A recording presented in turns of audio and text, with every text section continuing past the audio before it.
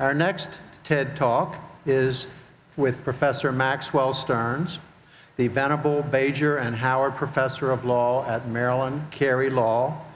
Professor Stearns will talk about saving our future of our democracy. Professor?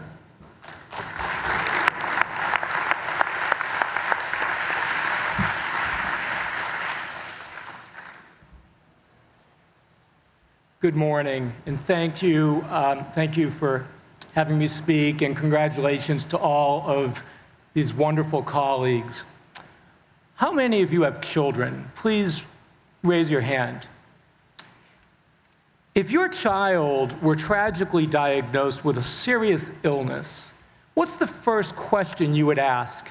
Is it, what's the easiest treatment to deliver, or what's wrong, and how can we fix it? Our democracy is dying, yet virtually no one's asking the right question. The media, political scientists, and yes, law professors all seek the easiest course of treatment. We're avoiding the hard question, the one that truly matters and that healthcare professionals and families ask every single day. What's wrong, and how can we fix it? And as anyone who's ever given or taken a medical history knows, the answer often makes us face choices from long ago. Although they didn't intend it, the Constitution's framers ensured a game that only two parties can possibly win. Our teams have now grown so far distant that each distrusts and even despises the other. Now, teams aren't the problem, nor are political parties. Sports teams inspire unity, cohesion, and aspiration, benign outlets for impulses often otherwise channeled into nationalism and war. Only one team can win the World Series, Super Bowl, or World Cup. And political stakes are even greater, affecting nearly all aspects of our lives. In the information age, the battle between our political teams, Democrats and Republicans, has turned corrosive. The framers envisioned a different game. Never-ending rivalries among three branches of government. But even in his farewell address, President George Washington saw our politics had turned partisan, and ultimately, only two teams can vie for power. We have other parties, but their supporters are punished, helping the major party candidate they least prefer or rendering outcomes a roll of the dice. We muddled along like this for centuries. But the information age hit us hard, like a 2x4 to the side of the head. I'm newly a grandfather. My wife and I raised three wonderful children. Like you, I care deeply about our democracy, for us, for them, and for future generations. We can create a thriving democracy, but that demands thinking differently and collaboratively, leveraging our expertise and leadership and revisiting childhood lessons. Most of us were raised on the myth of American exceptionalism. A brilliant group of men so long ago devised an ingenious system that is uniquely immune to threats historical democracies have faced. This familiar story isn't true, and it's unscientific. We've exported democracy around the globe, but never our system of democracy. In your fields, medicine, nursing, pharmacy, dentistry, and social work, and mine, law, is the best test of a system's wisdom and soundness a single example that outlasted others, or whether it has been benignly adapted again and again under new circumstances? And we all know the answer. Applying the benign adaptation test, our system fails. There is a way out. It starts by acknowledging that the easiest pill to swallow might not be the right one. Too many reformers refuse to challenge basic assumptions. Can we fix this without tackling presidentialism? Will superficial tweaks that avoid the hard work of amending succeed? No and no. Physicians don't ask what's the easiest course of treatment. They identify the pathology and then consider effective treatments. And they know that even vital medicines can cause great harm in a patient who takes too much. Fixing a broken tooth will not help a misaligned jaw. Removing a child from a broken home will not fix a more broken system. A winning verdict will not help a client who cannot collect the judgment.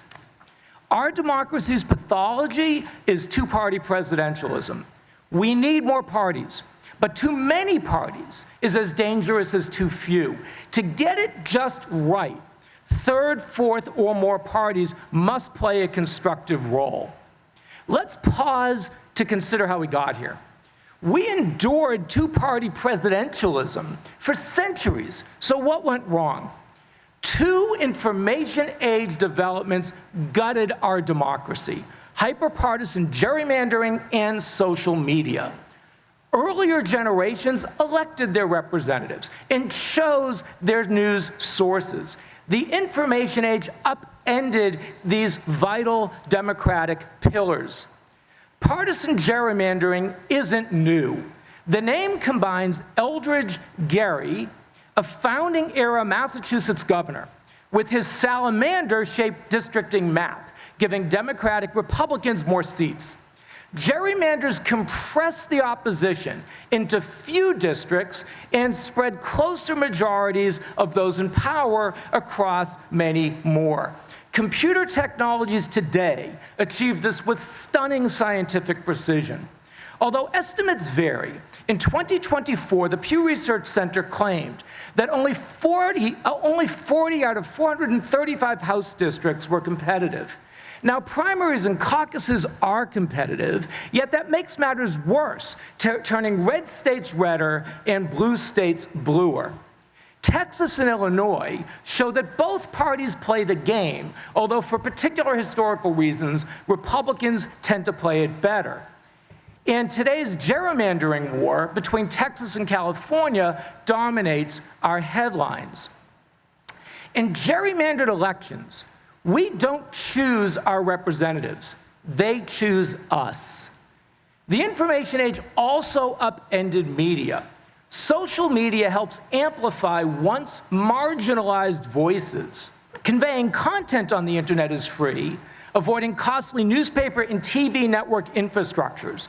But our democracy has paid dearly. The media bias chart from Ad Fontes Media, where I serve on the advisory board, conveys both bias and reliability. Traditional news outlets cluster toward the upper middle, strong reliability with some inevitable bias. Social media algorithms upset the traditional media ecosystem. Meta and X don't convey balanced, reliable content. Advertisers demand active user engagement. So social media feed us content affirming that we're on the righteous team or denigrating the opposition. On social media, we don't choose our news sources. Our news sources choose us. The information age has bred distrust, misinformation, and extremism. Creating a thriving democracy demands radical change. As with voting and media, if we don't choose to save the future of our democracy, a system that we don't want will choose us. There is a way out. I spent years writing this book and presenting it across the country. What I propose isn't easy. It doesn't avoid hard questions. We professionals must do three things: educate ourselves, actively engage as leaders even beyond our core expertise, and leverage our influence using personal and professional channels. I can't detail my proposals, but I'll offer a few comments. Fixing our democracy demands three fundamental reforms. First, reconceiving the House of Representatives. Single-member districts ensure two parties, the problem of too few. Pure proportionality risks hyperfragmentation, the problem of too many. Properly blending these systems, the right medicine in the right dose, ends gerrymandering, achieves the Goldilocks principle, and even protects those with blocking power, seated members of Congress. Second, encouraging multi-party coalitions. Choosing between two problematic candidates every 4 years isn't empowering. Voters around the world are happier. Their government's more responsive when choosing among multiple options, letting the representatives they elect negotiate the government on their behalf. Third, creating a way to remove a deeply problematic president. We can create a better future. It won't be perfect. Unlike RoboCop or the $6 Million Man, we cannot turn a dying patient into a superhero. But with a thriving democracy, there's so much more we can do. This is Apollonia National Park. This stunning ruin facing the Mediterranean Sea was home to 5 ancient civilizations: Illyrians, Greeks, Romans, Mamelukes, and Crusaders. Touring Pompeii, Angkor Wat, and Chichen Itza, I tried to imagine the lives, the challenges, and the tragedies of those who lived there. But in Apollonia, something else struck me. I imagined that each of those civilizations thought they were the ones that would be there forever. We struggle to appreciate how fleeting it all is. No society, no democracy endures forever. But working together, we can ensure ours thrives a very long time, for us, for our children, and for future generations. When it comes to democracy, let's choose our future. Let's not let a future we don't want choose us. Thank you.